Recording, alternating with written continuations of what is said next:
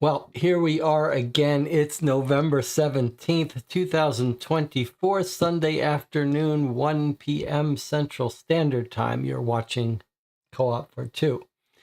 We're here to start a new series of Dear Holmes, a new letter. I'm not sure the title. Normally, Dear Holmes will email you and say the next set of letters, here's the title of it. Nothing, just letters, blank letters in the mail. Hopefully, that doesn't bode ill for us. Let's check in with the chat and see how everyone is doing. YouTube says 13 concurrent viewers, 4 likes. It's been about a month since we played a Dear Holmes case. And that's because when the last one ended, I took a few Sundays to do my quarterly channel update and then a board game design diary. Was there something else we did one of these Sundays? I can't remember. Speaking of game design, I have finally finished writing my second case for New York Noir, a case that aims to be easier, more straightforward, somewhat of an introduction to the system, a sort of demo case, although I'm hearing that it takes about 2 hours and could conceivably trip you up a little bit.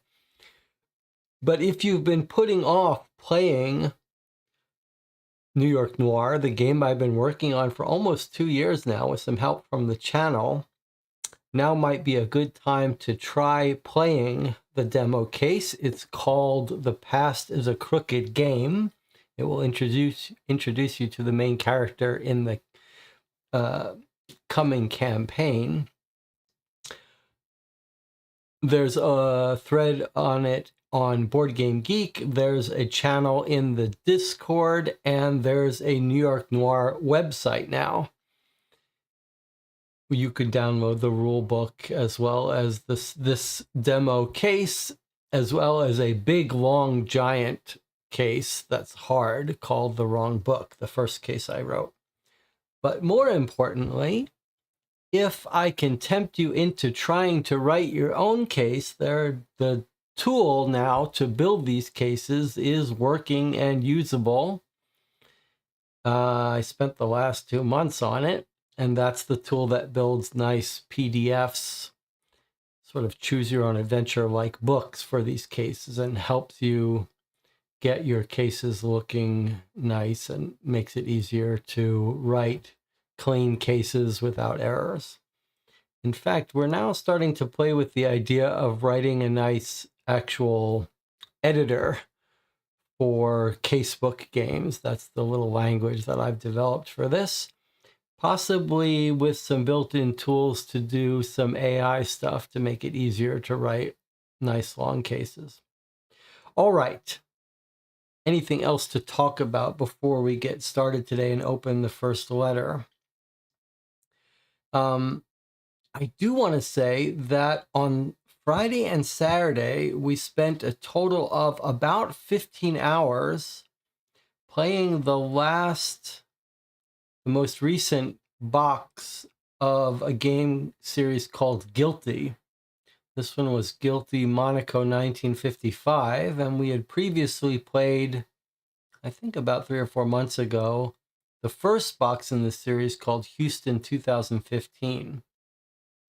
And I have to say, when I reviewed Houston 2015, you can see my spoiler-free review, I liked it quite a lot. Though I worry that some groups might have a bad experience if they got unlucky. But I didn't remember it got overshadowed by Masters of Crime, and I sort of forgot what I liked about the first Guilty box. But this box that we played, Monaco 1955, small card-based game, sort of in the Suspects genre, but I had an amazing time playing it. I loved it. And we had deep, long discussions about the case, and wasn't perfect. There were some complaints, but really quite extraordinary.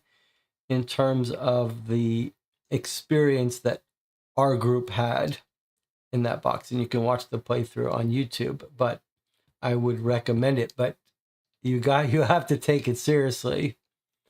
And well, I'll try to do a review of it soon. All right, shall we get started then?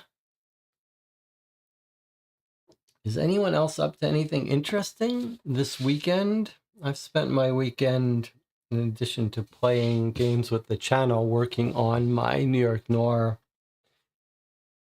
tools, and I'm starting to have some real fun with them now. Let's get out our first letter here and get ready to play. Really nothing? I wish you guys would come prepared to talk about what projects you're working on. And then as soon as the stream goes live, you should start talking about what you've been up to, what you've been reading, movies you've seen, games you've played, projects you're working on. Rob in the channel has been working on a version of one of the Mugbook cases. Mugbook is an old game from the 80s that we occasionally play on this channel. And Rob had an idea to revisit one of the cases and use some AI and other things to expand it and make it more interesting. Rob is calling it the Mugbook AI Enhanced Edition. So we'll be playing that fairly soon. I'm very curious to see what it's like. Rob is responsible for doing some of the art mock-ups of some very official looking old documents. And Rob is also on the Discord, sort of the resident AI art person. And he explores using AI to generate some art, and it's with some interesting results. The AI is getting very impressive. Joe J. Anderson says, I played the third case in Space Cowboys Carlton House in Queens Park with a friend. We liked it. Nice setup of a main case. I have not played the Carlton House Mansion Murders in the original set cases. I'm very curious. I'm skeptical about it. I've never seen a Sherlock Holmes case that is set in small quarters really work. And we can talk about why that is at some point. I'd love to figure out how to make it work. But I think maybe the trick to making a small setting game work is you have to have some interaction thing like Chronicles of Crime where you can ask people about things. Alexander Leonidas says, I watched the films you recommended, Reptile and Pale Blue Eye. I didn't recommend Pale Blue Eye. Pale Blue Eye is okay, but I love Reptile. Debbie says, Carlton House is okay, suffers from severe translation issues. Yeah, I think probably we'll end up playing it on the channel, but probably play the original. Marlene says she's making Thanksgiving decorations. I am going to be here over Christmas, probably live streaming during Christmas, all around Christmas. Maybe we can figure out some big long case to play with those of you who won't be spending Christmas with the relatives. Okay.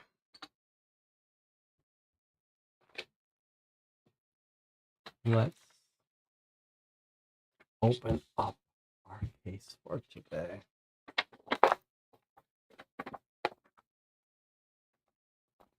Okay.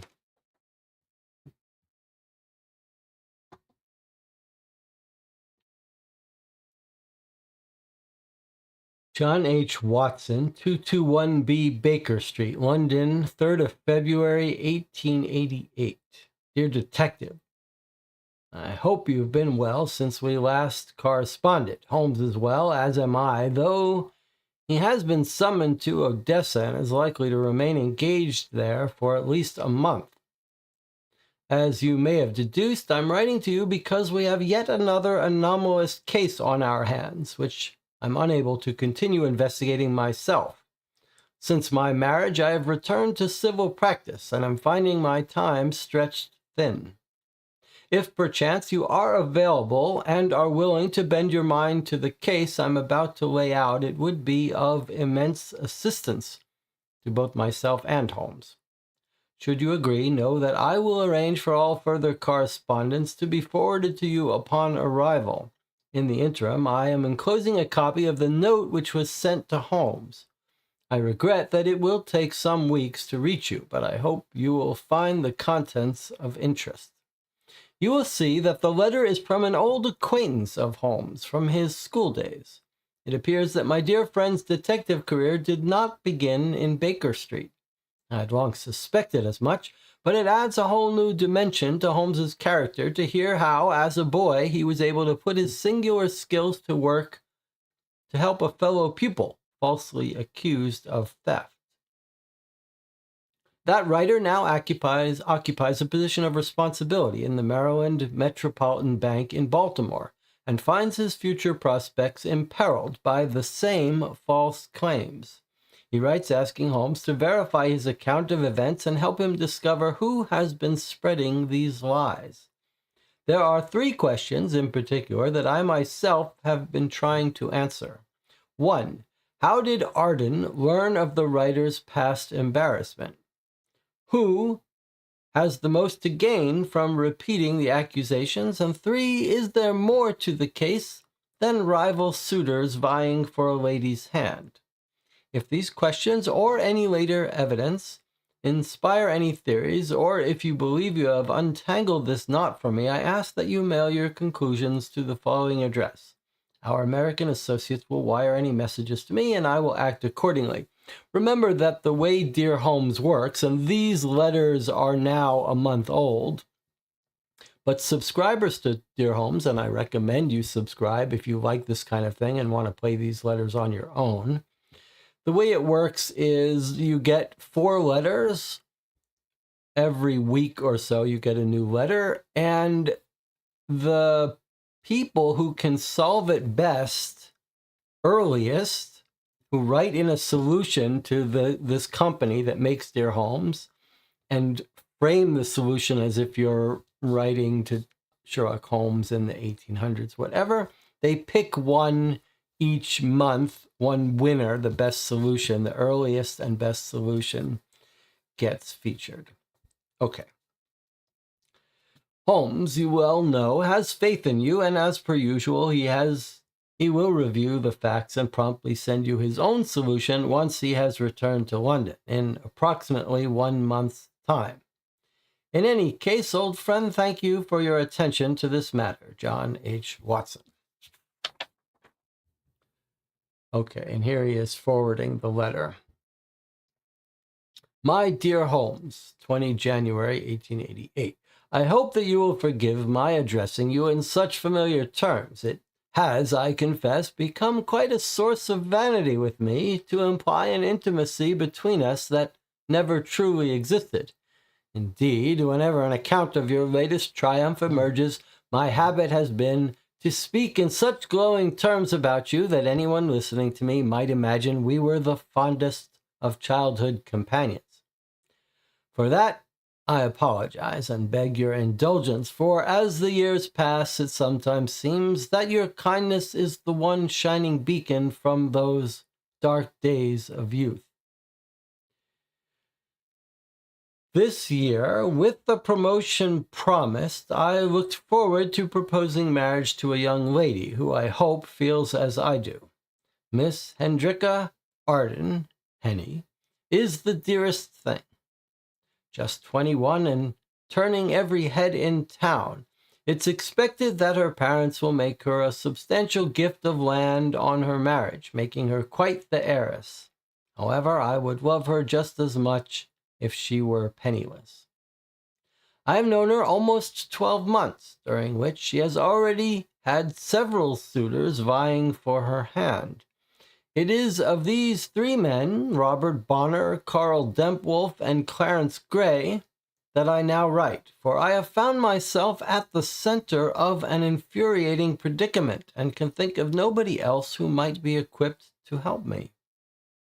I will endeavor to give you as accurate a sketch of each of them as I can, so that you might understand my vexing circumstances. Born and bred to Maryland, Robert Bonner is a hulking bronze idol of a man, his frame and outlook seemingly sculpted by a lifetime spent on the family farm. He's a dull, solid sort of chap, totally lacking in imagination, more used to following than leading. Henny's father and Bonner Sr. are neighbors, and their children loved each other as brother and sister long before they ever became sweethearts. Much hangs on the affection between these two young people, for there is talk of the two farms merging, with Robert and Hendricka as the glue to cement the whole thing together. Should such a merger go ahead, it would make the Arden Bonner Ranch the largest in the state, with everything that implies.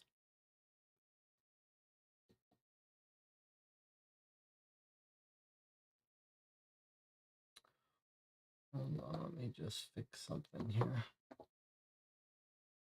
Carl Dempwolf is a newspaper man with bright eyes and a quick wit. He and Bonner are firm friends, which is odd when you consider how different the two men are.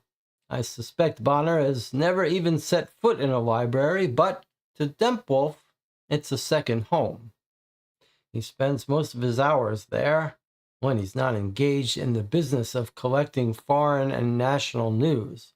He has contacts far and wide, and it's said that he spends much of his own money chasing this story and that. He's a sharp mind and is ambitious, terribly so. I want, he once told me, to be the greatest newspaper man there is. Measured against Bonner, who is such a giant of a man, he doesn't seem much. But he makes Henny laugh, which the lady told me is everything. She always saves the first and last place on her dance card for him, even though Dempwolf usually spends the whole night chasing a story and only arrives in time to give the lady his apologies, if he arrives at all. However, he's from a Catholic family, which doesn't sit well with Henny's father. Dempwolf is Dutch, as are the Ardens, but he dresses and sounds like an Englishman to me. He has this clipped, formal way of speaking. He's incredibly proper, and those suits he favors are very Savile Row. Indeed, when I first met him, there seemed something terribly familiar about him. According to Mama Arden, the frontrunner in the race for Henny's affections is a chap by the name of Clarence Gray. Despite that, I rarely hear Henny talk about him. Indeed, it sometimes seems that Gray is more interested in conversing with Mama Arden than he is in spending time with Henny. Gray has been in Maryland for the past 2 years, although he only began to court Henny after I had thrown my own hat into the ring. He's a lawyer, 10 years older than Henny, neat and quietly spoken. He plays his cards close to his vest, as the saying goes, so that no one can say exactly what business brought him to town. Some say he's involved in the Slate Ridge and Delta Railway, which went into receivership some years ago, but no one really knows. And the railways, with their potential to make or break this state, have everyone imagining wild fantasies. Papa Arden dotes on Henny and would not, I think, force her hand. Nevertheless, she's a dutiful daughter, torn between pleasing others and pleasing herself. I think that's why she's so contraire. Some days she treats us all with disdain. On others, she loves us all equally. I have heard Bonner complain of this myself. It will come as no surprise that none of us has yet declared our intentions openly. We are all so besotted that we daren't risk a no. For my part, I would rather live with a delicious uncertainty than a certainty that is damning. Still, with such strong contenders already on the field, I had not thought to win Henny's approval. Her papa blows just as hot and cold as the lady. Initially, he was very well disposed towards me, for, as he has said laughingly many times, when you're in the ranching business, a banker is a mighty handy thing to have in the family. Recently, he's been favoring Bonner again. We were still on friendly terms, however, for Henny would have it no other way. Then, disaster. On Tuesday, Henny's father called at my place of work demanding an immediate interview. You can imagine my shock, Mr. Holmes, when he struck me across the face. Called me a damnable villain. Told me that, should I ever speak to his daughter again, the bank would know the sort of man I was. Arden is very much of the type of gentleman you'll find hereabouts, whose dress and manner hark back to an earlier, more genteel age. I had always found him remarkably easy and natural. Even when angry, he rarely raises his voice above the ordinary tone. However, this day I do not exaggerate when I say that he was purple-faced with rage, threatening to break me, to run me out of town. It was some time before I could ascertain the reason for his behavior. An anonymous letter had been received, which I must assume, based on Arden's remarks, repeated the same lies that dogged me through my years of school. I have asked, no, demanded, to see the letter, to no avail. Arden nearly foamed at the mouth in response to my demands, though after I hazarded that the letter's existence was questionable, he agreed to consider my request. I await further word from the man.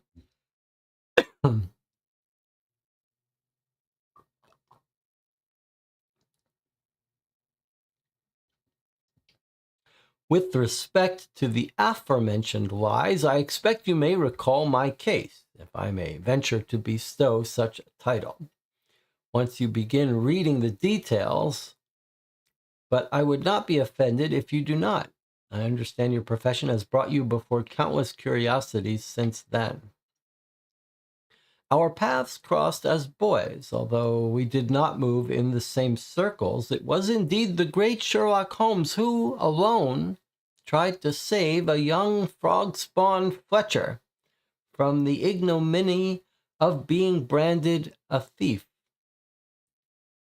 The culprit in this case was another schoolboy named Hunter, who you proved was responsible for the theft of postal orders.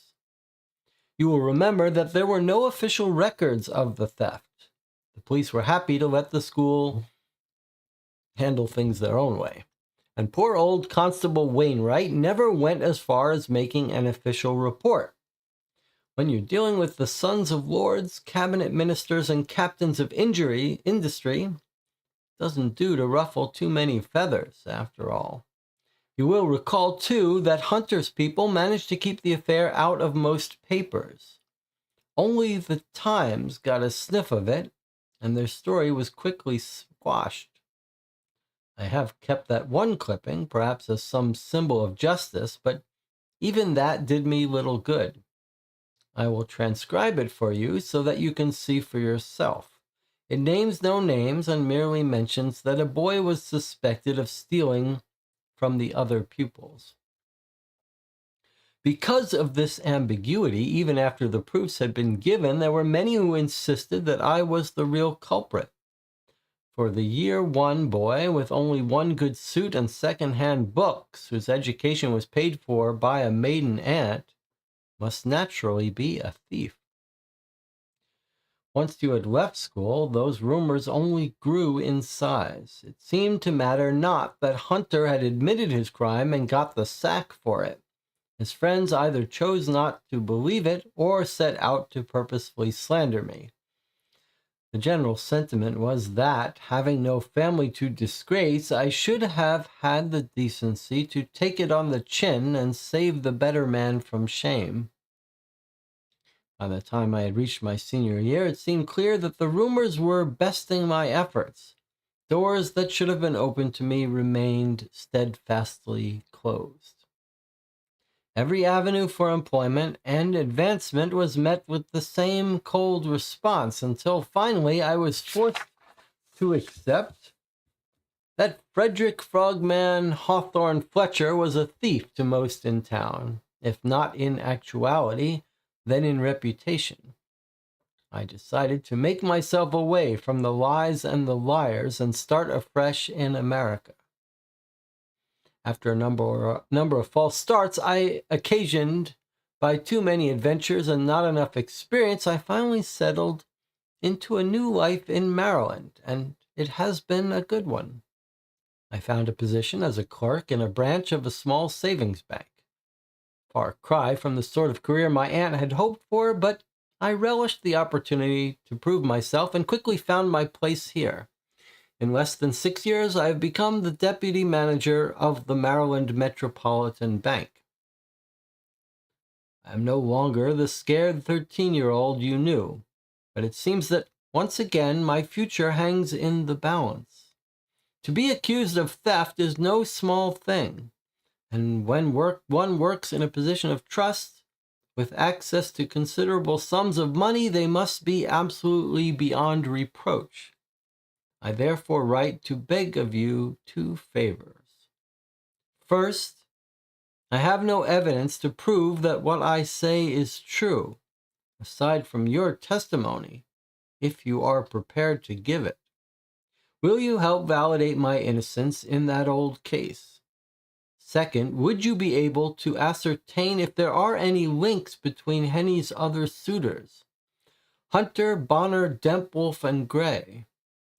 Seems perfectly clear to me that one of them seeks to wield my past as a weapon for his own gains. Wiley may have spoken the truth when he wrote that all's fair in love and war, but trying to wreck a man in this way is the lowest of the low. I'm quite prepared to accept that Henny may choose someone else over me, but let it be for the right reasons. So, Mr. Holmes, even though your fame mandates that I will eventually have to share my dear Holmes with the whole world, I look to you for my salvation, for I know that you seldom accept failure. Please do not fail me. Yours faithfully, Froggy Fletcher. And here he has transcribed the old article from the Times from 1872. July 7th, 1872, a minor, name unknown, is suspected of stealing cash and postal orders of the sum of £3.17 from pupils of some school unnamed. In respect for the privacy of the families, it is understood that the school has undertaken to carry out a private investigation. The police have been consulted and have assured the public that the thief is not known to have engaged in any illegal activity outside of the school itself. Until the investigation is concluded, staff and pupils will be confined to school grounds. Tradesmen and members of the wider public are asked to respect this restriction. It is noted that until further notice, any appointments to visit the school must be made with the prior permission of the head. Macon Leary says the sum is £3, 17 shillings and 6 pence.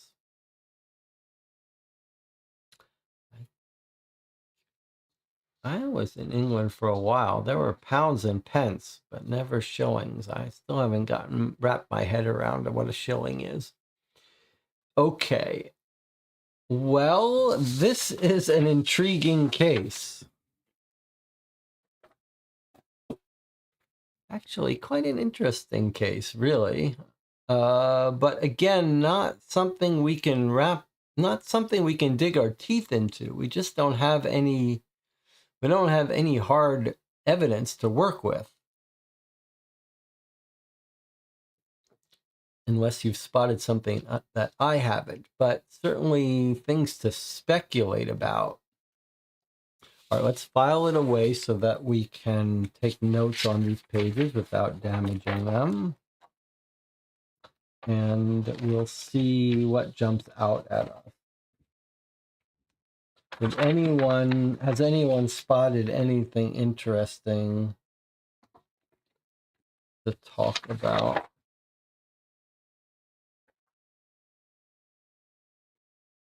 This guy who's writing to us certainly has his suspicions, and certainly the newspaper rival suitor seems a good candidate for someone who could have learned about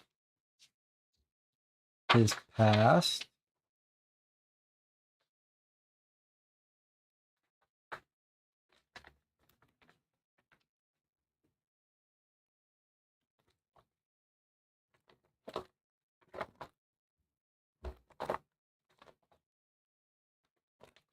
All right. Let's see. Someone who has to know the history.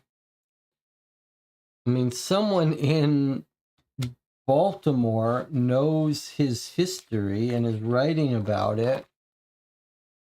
And we saw the article in the paper from 15 years ago that doesn't mention his name or the school. There's no way even a newspaper person who read this would know it's talking about Froggy. So I don't see how any of these people would know about the story unless they have a connection to his life. Now, Macon says Gray is from Froggy's school days. Well, what can you clarify your claim there? Are you claiming you went to school with him? Maybe we should go more systematically through this. Okay. So he works at the Maryland Metropolitan Bank in Baltimore. We've got 3 questions that we're being charged with. How did this guy learn of the writer's past embarrassment? Who has to gain for it? And is there something else going on other than rival suitors? All right. So he tells us the woman that he fancies and that she's got multiple suitors. Andrika Arden, otherwise known as Henny. There is a possibility of a substantial inheritance. So someone who wants money might really want to marry her. Not our guy, though. Okay, 3 rival suitors. We're given their names. Robert Bonner, Carl Dempwolf, and Clarence Gray. None of them openly declaring for her, all in fear. Bonner is a big, strong, hulking guy, lacking in imagination, but the father has good reason to want her to marry him because they'll merge the 2 farms. Okay. Then we're told about Carl Dempwolf. He is the newspaper guy who jumps out as being suspicious because he might have connections in the newspaper world. You could imagine him asking his friends in England if they've ever heard of this rival of his, Froggy, and someone knew him, told him the story. I mean, there's an easy explanation, right? That Carl Dempwolf is a big shot newspaper guy who deals with international matters. He's got lots of friends. You can imagine he calls up his friend in England because he knows Froggy Fernsworth or whatever this guy's name is from England, Froggy Fletcher.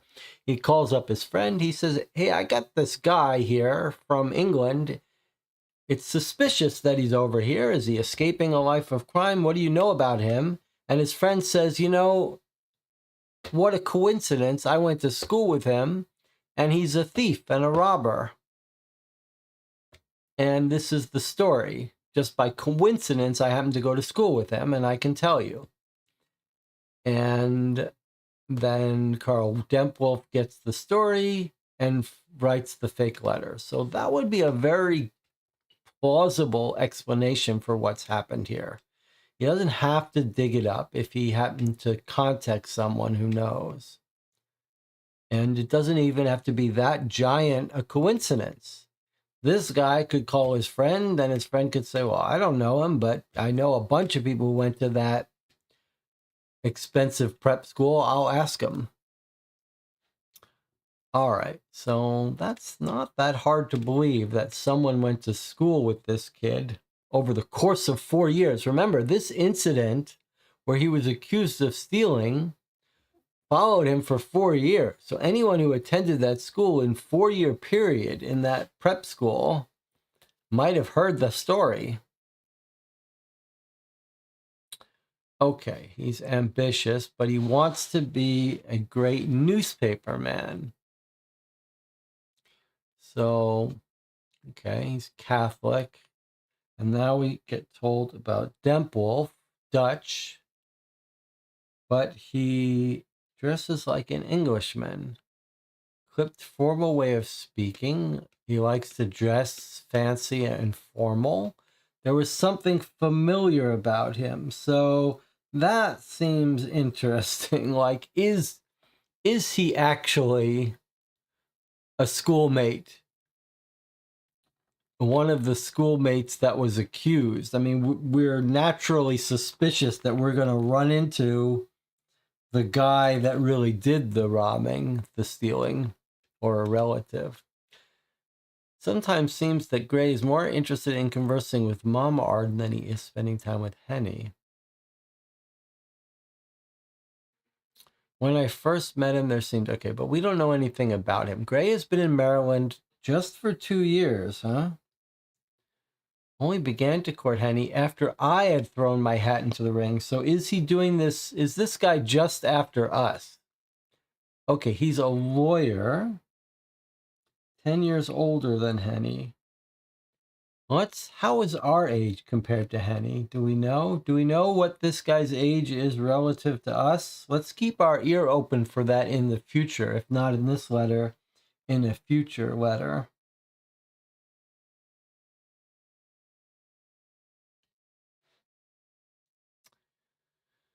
Okay, no one knows what he really does. And then we're told the father is normally such a nice guy. We're told that this whole family runs hot and cold. I don't know what that's about. They're all like suffer bouts of depression or melancholy. Anyway, he was on good terms until he got a letter that made him slap him in the face. That seems like... Let's look at this for a second. You're a damnable villain. If you should ever speak to my daughter, the bank would know the sort of man I am. So one question I have is, are we sure that this is what the letter was actually about? We daren't, none of us have declared our intentions. That's interesting. Okay, now, are we sure this is what the letter is about? Let me reread this again. Okay, it was some time before I could ascertain the reason an anonymous letter had been received. Okay, that much we know, which I must assume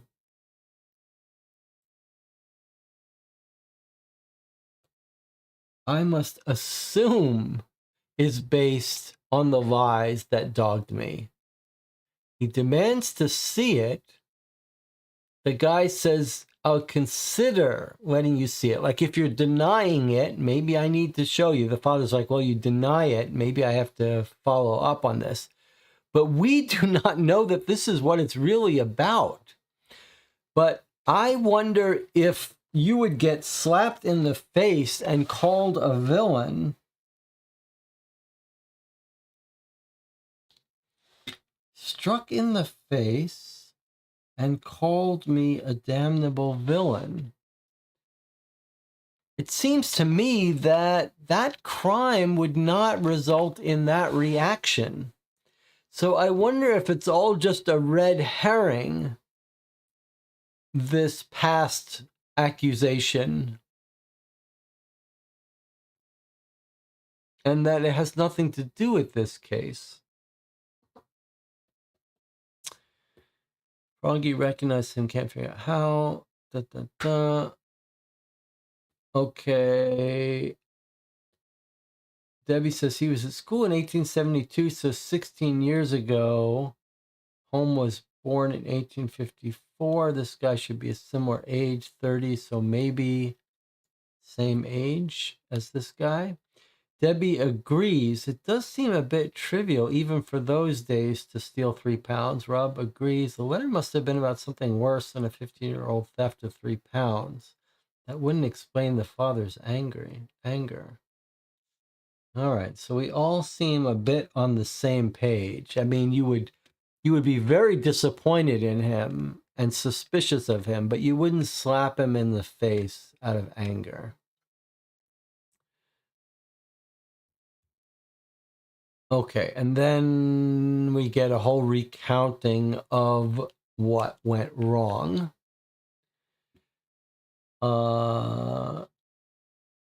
And we get told the name of the real boy who stole it, Hunter,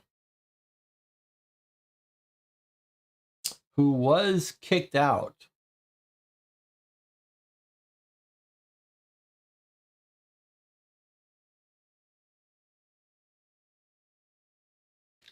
Rumors still grow. Senior year, they're still tracking him around. We don't hear about anything bad that happened to his past, really, or in England. It's just that he feels his reputation is ruined, so he's leaving. Then he has a number of false starts, which could be of relevance to us. Too many adventures and not enough experience. So has he done something in his past in America that's caught up with him? Okay, he's been here 6 years in Maryland. That's sort of important. Deputy manager.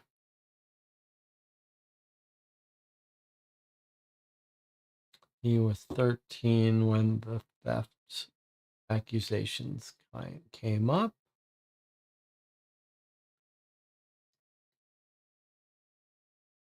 He thinks one of them is doing it. And then here's the old article.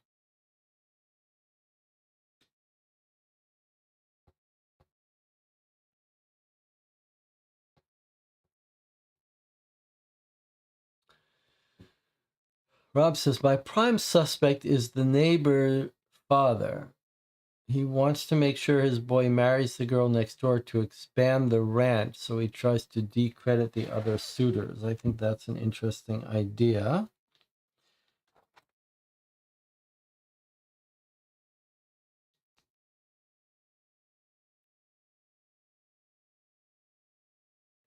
Let's make sure we highlight this part. Much hangs on the affection of these two people, the suitor Robert Bonner. There's talk of the two farms merging. Should such a merger go ahead, it would make the Arden Bonner Ranch largest in the state. That is a big financial reason. That's the neighbors.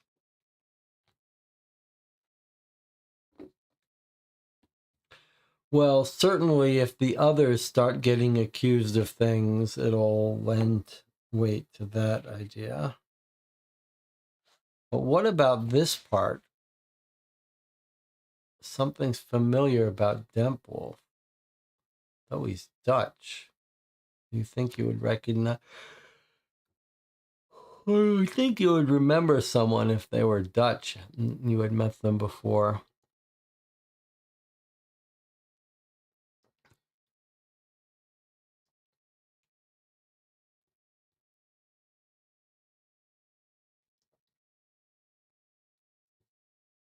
Hmm.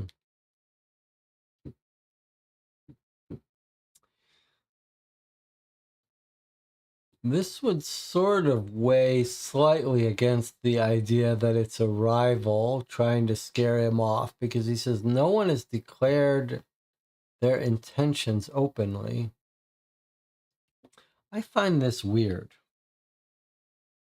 Like, why is it that no one's declaring their intentions? Doesn't seem right.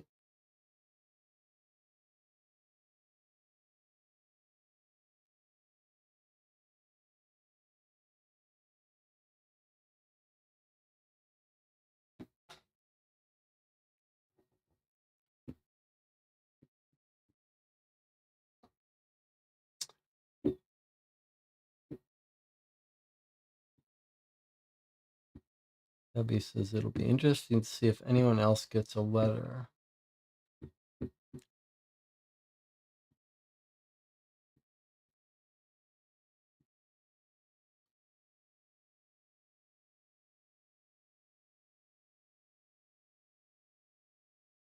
I'm curious what the letter is going to turn out to really say about him. I suspect it'll have nothing to do with his previous threat.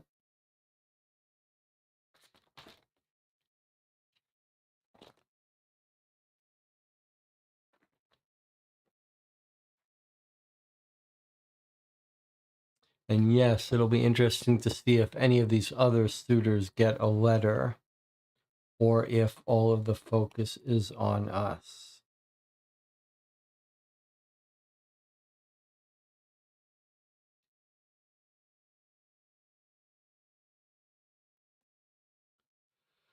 All right. Well, I think we've covered it.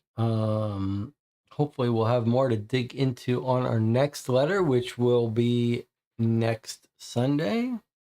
Probably we'll play something else this week. I'm not sure what. If you want to help us decide, hop on the Board Game Geek Guild section for this channel. There's a link on this YouTube page somewhere. There's a game queue thread where we talk about scheduling, and let me know if there's a particular game you'd like us to play. Maybe the latest Cryptic Killers, maybe one of the new Masters of Crime. It's fun to have a new case. What do you think this one's going to be titled?